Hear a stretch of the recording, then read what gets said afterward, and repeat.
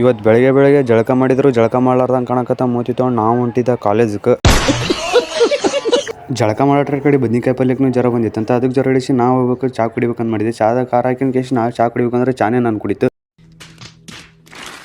SLCದವ್ರಿಗೆ ಇದೊಂದು fix question ನೋಡ್ರಿ. ಏನು ಕ್ವಶನ್ ಅಂದ್ರೆ ಭಾರತದ ಅತಿ ಎತ್ತರದ ಪರ್ವತ ಎಲ್ಲಿದೆ ಅಂತ ಕೇಳಿದ್ರೆ ಅಂದ್ರೆ ಭರತನ ಮೋತಿ ಮ್ಯಾಗ ಅಂತ ಹೇಳ್ರಿ. ಯಾಕಪ್ಪ ಅಂದ್ರೆ ನಾವು ನಾಡು ದೊಡ್ಡದಾಗ್ಯದ ಮೋತಿ ಮ್ಯಾಗ ಬೀಳಿ. ಇಂಥ ಏನೋ ಇಂಪಾರ್ಟೆಂಟ್ ಕ್ವಶನ್ ಬೇಕಂದ್ರೆ ನಾನು ಐಡಿನ ಫಾಲೋ ಮಾಡ್ಕೊಳ್ಳಿ, ಹಂಗೆ ಜಲ್ದಿ ಕೊಡ್ತಾ ಇರ್ತೀನಿ ನಾನು. ಅಲ್ಲಿ ನಾವು ಹೊಂಟಿದ್ದೆ ಏಮಂದಕೊಂಡು ನಮ್ಮ ಫ್ರೆಂಡ್ ಮೇಲೆ ಅಲ್ಲಿಗೆ ಹೋಗೋಷ್ಟೇ ಅವನಿಗೆ ಬಂದು ನಿಂತಿದ್ದ. ಅವ್ನಿಗೆ ಕರ್ಕೊಂಡು ನಾವು ಹೊಂಟಿದ್ದ ಕಾಲೇಜ್ ಹೋಗೋ ಟೈಮಿಗೆ ಬ್ಲಿಂಕಿಡ್ದಾಗ ಸ್ವಲ್ಪ ಧೂಳು ಆರ್ಡರ್ ಮಾಡಿದ್ವಿ, ಅದನ್ನು ಜಲ್ದಿ ಬಂದಿತ್ತು. ಅದು ನೋಡಿ ನಾವು ಹೊಂಟಿದ್ದ ಕಾಲೇಜ್ ಹೋಗೋ ಟೈಮಿಗೆ ಹೊಡೆದ ಗಾಡಿ ನೋಡಿ ಬಾಯಿ ಬೀಜನೇ ಬಂದಿದ್ದು.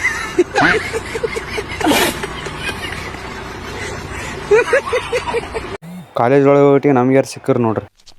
ಇವ ಯಾರೇ ಇವನು ಯಾರ್ಯಾರು ಬರ್ತಾರೋ ಮರೆ ಈ ಮನ್ಯಾಗ.